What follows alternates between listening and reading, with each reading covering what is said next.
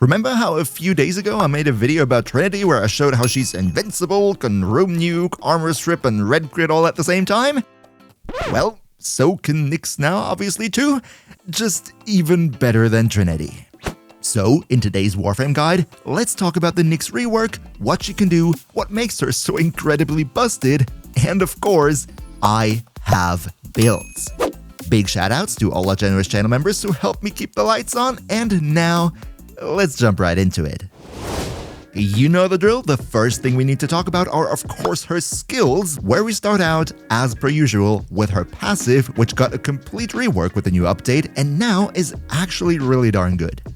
What it does is, for every enemy in affinity range that is confused by your radiation, you gain plus 40% crit chance for primary and secondary weapons up to a maximum of 200%. This crit chance is additive to crit chance mods, so at max is kind of like you have a second critical delay modded on your weapon, which is definitely very nice and will give you some high critical performance.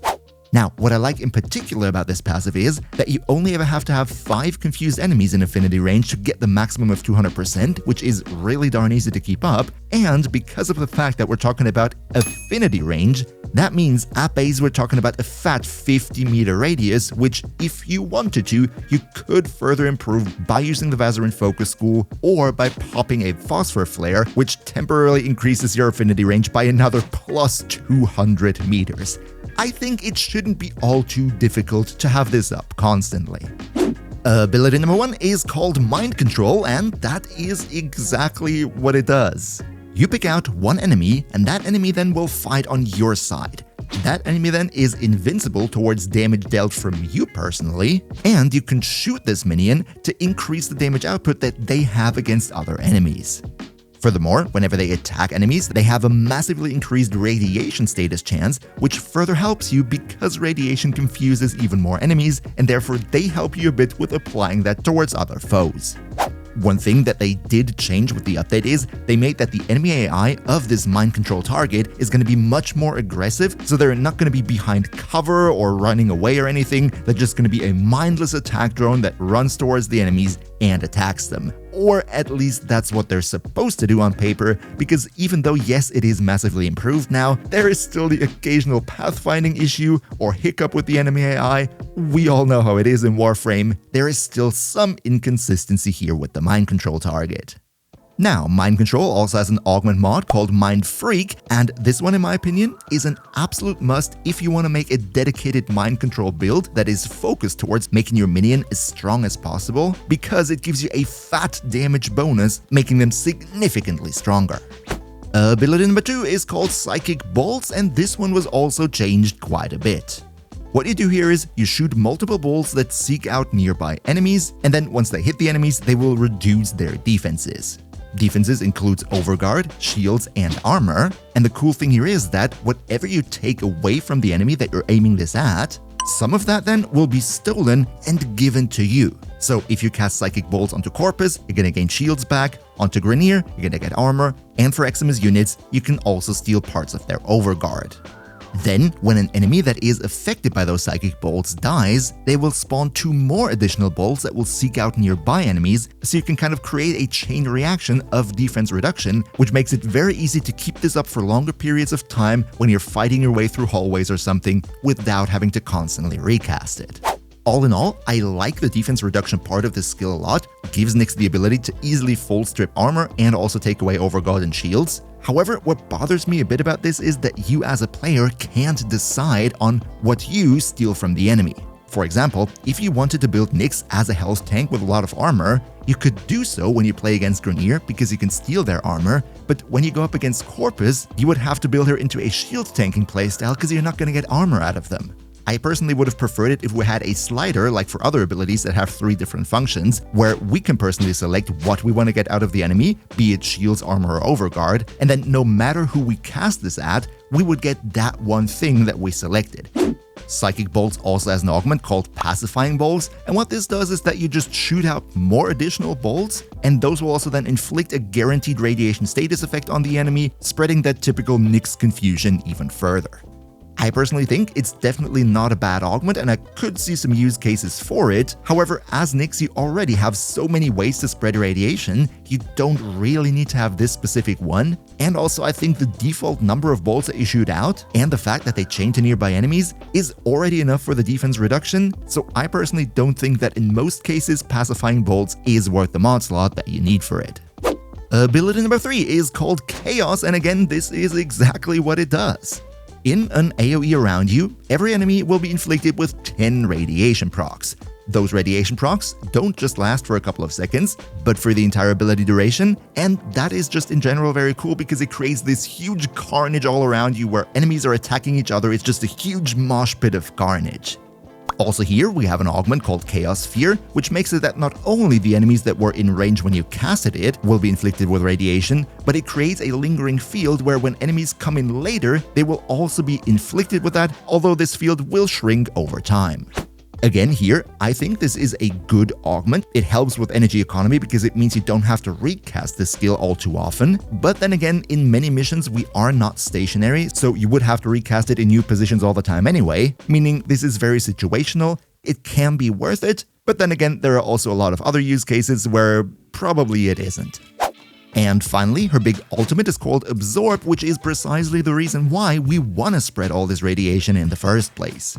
When you cast it, what happens is you create an absorption bubble around you for a couple of seconds, which soaks up all the damage that enemies are dealing towards you, as well as all the damage that confused enemies deal to each other during that time frame. And then once the timer is up, you will create a big explosion dealing all that damage outwards, which applies to the enemies without line of sight checks, so you can nuke through walls with this. While you are in this bubble, of course you're completely invincible, but also when the bubble ends, you will be invincible for a couple more seconds so you don't instantly fall over, and this invincibility time frame is depending on how much damage you absorbed, capping out at a maximum of 6 seconds, which unfortunately you cannot extend by duration mods. However, that is not all, because after the bubble explodes, you also get a big weapon damage buff of up to plus 400%, which too depends on how much damage you soaked up. This skill has augments, this time even 2, one's called Singularity and one Assimilate. Now, Singularity is kind of a bit weird. It makes it that enemies are being pulled in while you are in this absorption bubble, which would be nice if the explosion was not going through walls anyway, so you kind of don't have to pull in the enemies. However, Assimilate is a super duper strong augment, like Revenant Invincibility type of strong. It's crazy. What this does is that A, the absorption bubble lasts potentially forever and just drains energy over time so you can keep it up constantly, and you can run around normally, shoot your weapons, cast abilities and all that stuff while the bubble is around you and keeping you completely invincible. The only downside here is that you can't sprint, you can't bullet jump, you can't slide and a whole lot of other parkour maneuvers, but the sheer amount of invincibility that you get out of this is crazy.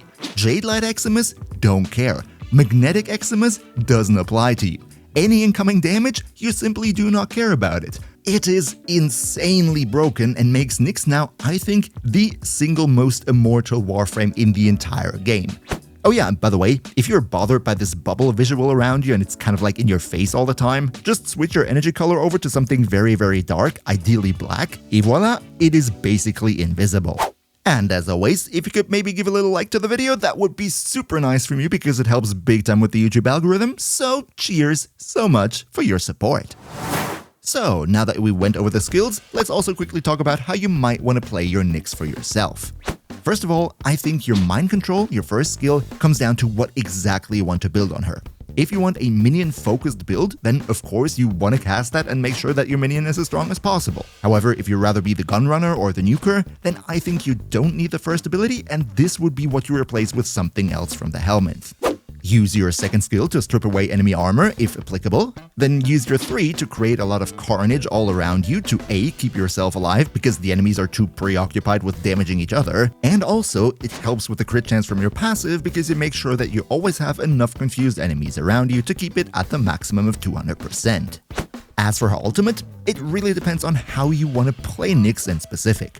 If you want to play her as the Invincible Gunrunner, then all you need to do is switch it on, be invincible, and never turn it off again. But if you rather use it as a nuke, then also no problem. What you want to do here is cast your third ability to make sure all the enemies are confused, try to also armor strip a couple of them, and then once their initial animation after being confused is over, you switch on your 4, watch all of them attack each other, nuke them away once the duration is over, and then enjoy 6 seconds of invincibility with increased weapon damage, rinse and repeat. But with all that being said, let's now finally talk about the builds, where I have 2 prepared for you today. One of them is the Invincible Gunrunner, and then the other one the AoE Nuke build. However, let's start out with the Gunrunner first. The premise of this build is as simple as it could be. Try to deal as much damage as possible, mainly with your weapon, benefiting from the crit chance bonus that your passive gives you, while being absolutely 100% unkillable by having your 4th ability with the augment on constantly. This, however, poses one problem, and that is the one with movement. While yes, you are completely invincible while being in your 4, you're also slow and you can't parkour. So let's talk about how we can fix that. First of all, one thing that is very important to understand here is, because of the fact that this state disables sprinting, all the mods and effects that increase your sprint speed are not gonna work at all here. Next, because of the fact that you also can't parkour, no sliding, no bullet jumping, effects that give you parkour velocity will also not work. Meaning the only way to be faster in this state is increasing the stat called movement speed. How are we going to get that? Well, there are a few ways that we can use, but today we're going to focus mainly on 2 because they are most convenient to use.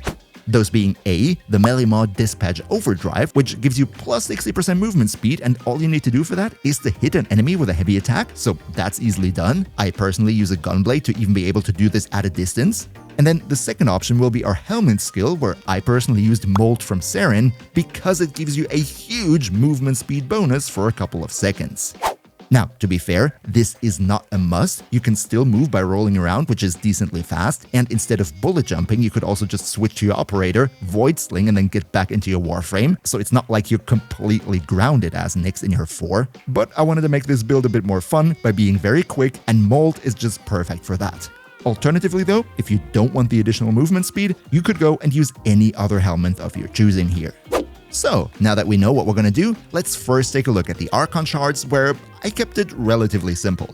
I went for 2 Tau Forged Yellows into more casting speed. Especially for Nyx, who casts a lot of abilities and also has a bit of a lengthy duration, I think casting speed is an absolute must. Either do 2 Tau Forged Yellows or maybe even 3 normal ones. Then I went for 1 orange one, increasing our ability damage against enemies affected by radiation. We don't use that for the Gunrunner build. This is actually for the second build, so we're going to talk about it in a minute here. As for the last 2 slots, you're pretty much free to use whatever you like. I am a bit low on shards, so I left those open for the time being, but more ability strength, duration, or those purple ones that give you the equilibrium effect would always be an option. Let's look at the mods, where first and foremost, because we're going to be constantly invincible through our 4, we don't need to mod for survivability at all, and rather go for a whole lot of duration to have our buffs up longer, which is specifically necessary for Molt because that has a very short duration. So we go for prime continuity as well as narrow-minded.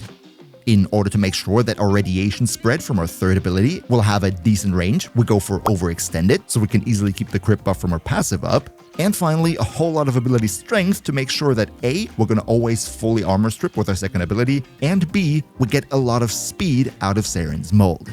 That's why we have Growing Power in the Aura, Umbral Intensify, Blind Rage, as well as Transient Fortitude.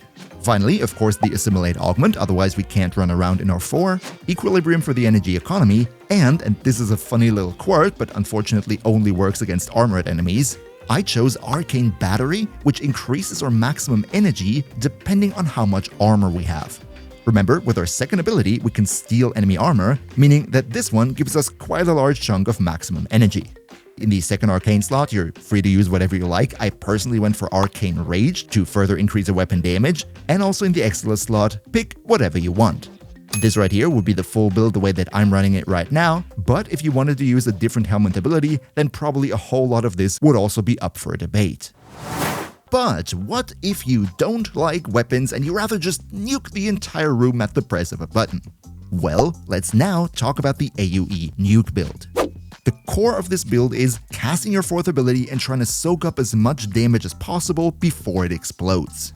The way we do this is, we ensure that enemies are both viral primed and armor stripped so that they deal a lot of damage towards themselves, which then means our bubble soaks up more damage, and once the timer is over, everybody in our vicinity is gonna explode. Rinse and repeat. So, how are we gonna do that?